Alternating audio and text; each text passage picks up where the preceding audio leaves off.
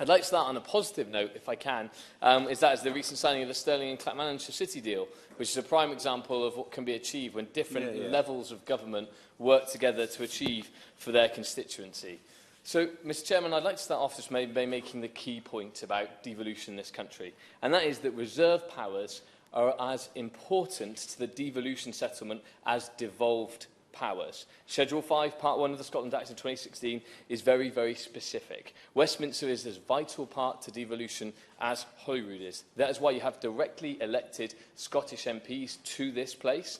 And in fact, if anyone ever doubts the influence of Scotland in Westminster, you can just look at the government, which wouldn't be standing as a Conservative government if it wouldn't for the Scottish Conservative seats. And what we also want to say, what we also make to make clear, we also want to make clear within the Conservative Party itself. What we'd also want to make very clear is that devolution so far has been a completely one-way street. And with the bill that's currently in the House, we have 80 more powers that have never before sat in Scotland to be transferred to the Scottish Parliament. Yeah. Now, I think it's important, and my honourable friend raised some really important questions about the structure of how we want to govern for our constituencies and for the United Kingdom. It's really important to look at the fact that devolution was not meant to be a wall between Scotland and the rest of the United Kingdom. It wasn't meant to separate Scotland off. It was meant to take power and give it closer to the communities to which that power is meant to serve. And I think that's really important, because when we're looking at... I will give way. Thank the member for giving way.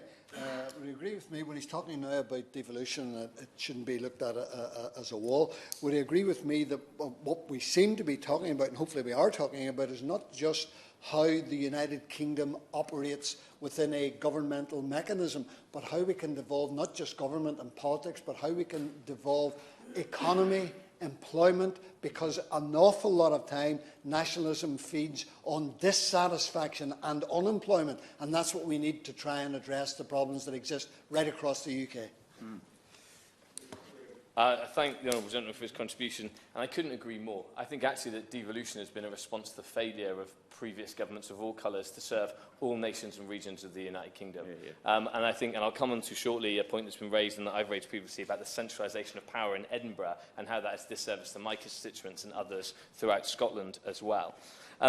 I just want to very briefly look at the performance of devolution, because when we're looking at all the powers that have been devolved, there are very few benchmarks where we can say we're actually doing better. In health, 7 out of the 8 targets that have been set by the devolved administration haven't been met. NHS Tayside, which covers a large part of my constituency, is an absolute shambles. Yeah. And in education, which obviously from Scotland's point of view used to be outstanding and a byword for world-class standards, is now ranked middle years average, while we fall down in maths, science, and reading in international rankings.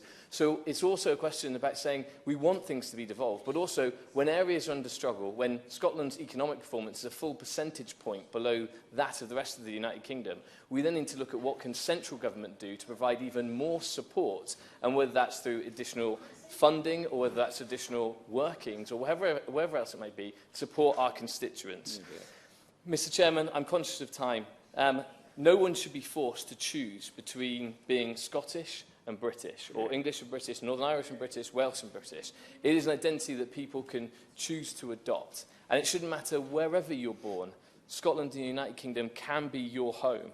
And I think we need to be very clear that devolution shouldn't act as a wall, but should be used to pass power right the way through the United Kingdom. And I say again about the centralisation of power in Edinburgh. It was signed by the Smith Commission, which was cross-party agreement, SNP included, which said that powers would pass from Westminster to Edinburgh to local councils and authorities.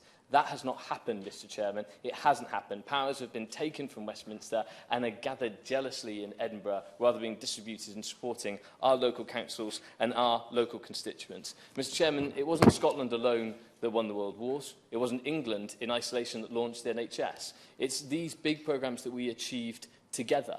And now when we look forward, we can bring together and champion our 75 or 100,000 constituents with the 5.3 million Scots in Scotland, 800,000 or so in England, and pull together as a total country of over 65 million to face some of the huge challenges that the entire world faces. Yeah. We're not better facing climate change alone or becoming smaller. We're not better facing international instability in our own or becoming smaller. We're better doing it together. Government should support that. Devolution is not a wall. Westminster and every level of government needs to deliver for our constituents. Hear, hear.